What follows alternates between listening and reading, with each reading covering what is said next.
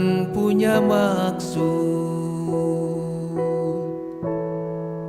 for torang pedotu-dotu.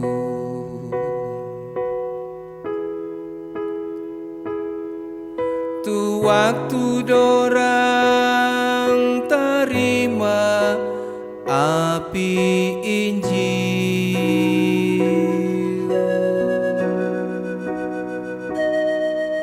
sekarang dorang sonyanda ada,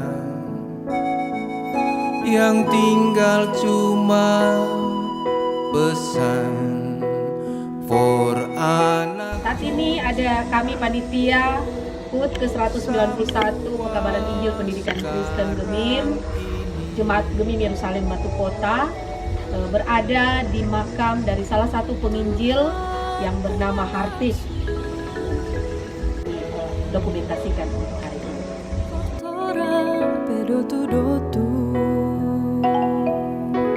Saat ini panitia masih berada di Desa Kema, tepatnya di makam Sendeling dari Pendeta Lamers Lemers yang ditempatkan oleh Joseph Kam ketika mereka datang dari Ambon.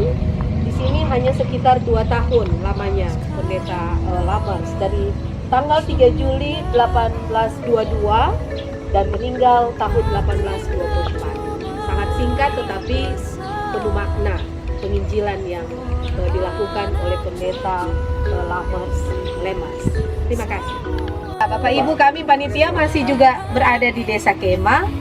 Ini adalah makam dari di sini hanya disebutkan tentang famili Konstans. Tapi informasi yang kami dapatkan walaupun tidak terlalu banyak penjelasannya, ini adalah Konstans ini adalah pembuat kue cucur yang pertama. Itu informasi singkat, tetapi kalaupun untuk keluarganya, yang pasti ini juga merupakan keluarga dari para Sendeling yang mengabarkan Injil di Tanah Minahasa, khususnya di Kema. Terima kasih.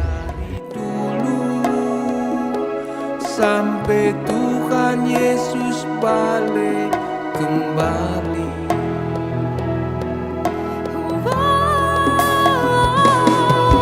Biar api Injil terus menyala, menyala patorang hati. Shalom.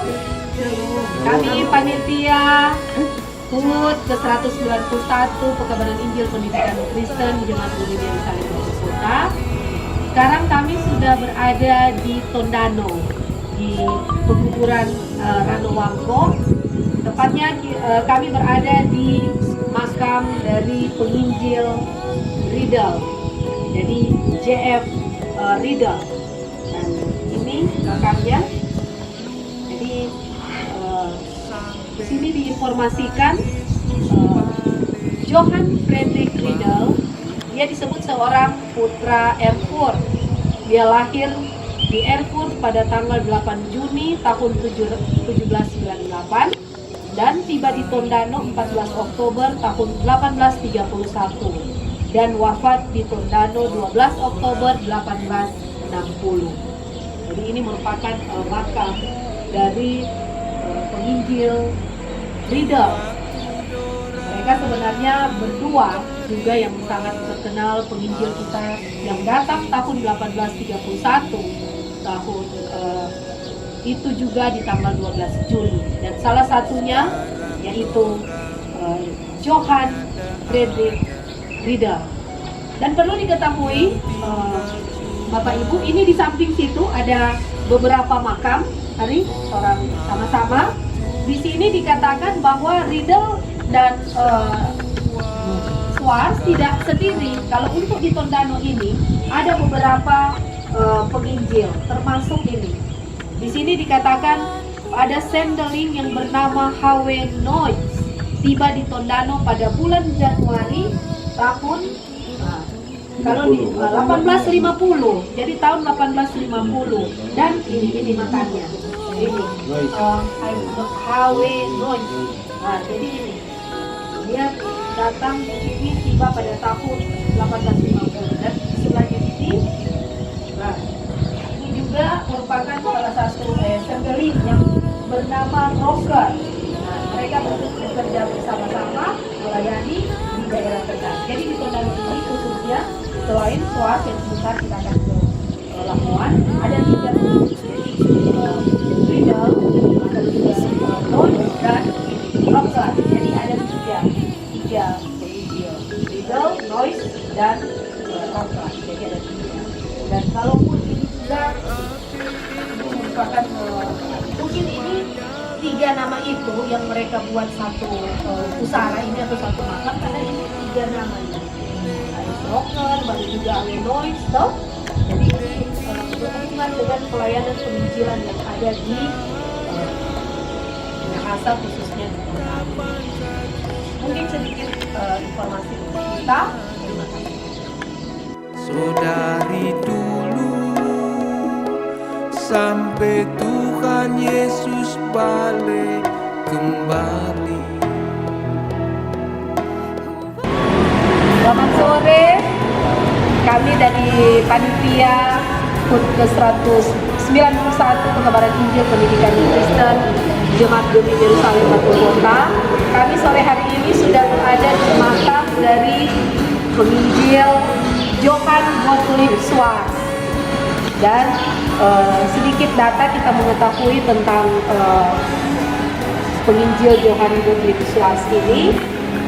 Lahir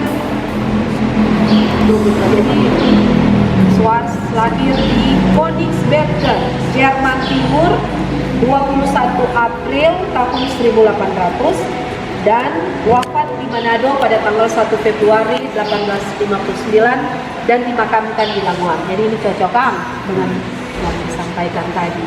Jadi ini merupakan pos pelayanan dari Johann Gottlieb Schwarz di Lamongan. Mari kita melihat perjalanan penginjilan dari penginjil Schwarz ketika dia datang di Minahasa.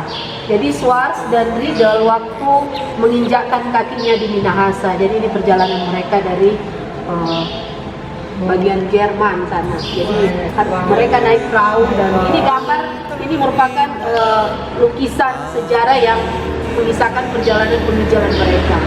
Jadi ini mereka tiba di Minahasa. Dan selanjutnya ini satu gambaran ketika mereka datang di tanah Minahasa.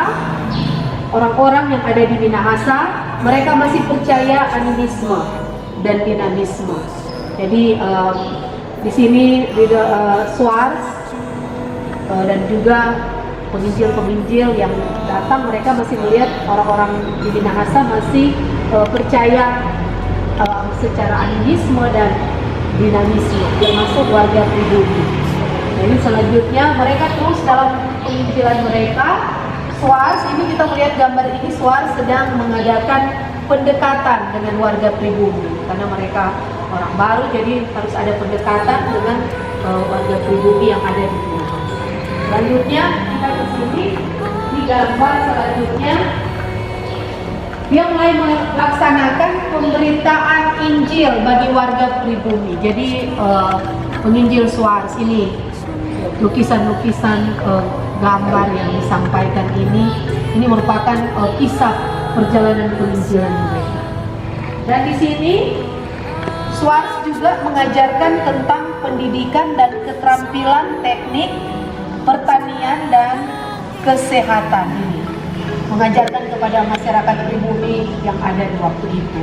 Bukan hanya Injil yang secara teologi yang diajarkan, tapi juga keterampilan, termasuk juga pendidikan untuk teknik, pertanian, kesehatan dan sebagainya. Menjaga. Jadi termasuk juga menjahit dan sebagainya. Dan ini ketika sudah mulai dekat dengan orang-orang pribumi, jadi sudah ada kegiatan karena sudah menjangkau orang-orang pribumi, bahkan juga dengan pendidikan, baik kesehatan, keterampilan teknik dan sebagainya. Mulai diadakan kegiatan ibadah jemaat bentukan Schwarz, jadi penginjil Schwarz. Jadi sudah mulai ada kegiatan ibadah, walaupun masih sedikit, tapi berangsur-angsur akan lebih banyak Karena itu mulai ketika kedatangan penginjil-penginjil dalam hal ini SWAS dan juga teman-teman penginjil Rindel yang ada di Tondano yang tadi kita kunjungi, dan sekarang kita telah berada di Langoan di makam dari penginjil SWAS. Mungkin sedikit penjelasan ini berdasarkan gambar-gambar dan berdasarkan tulisan yang ada di makam yang disebutkan yang kita bisa lihat saat ini. Terima kasih.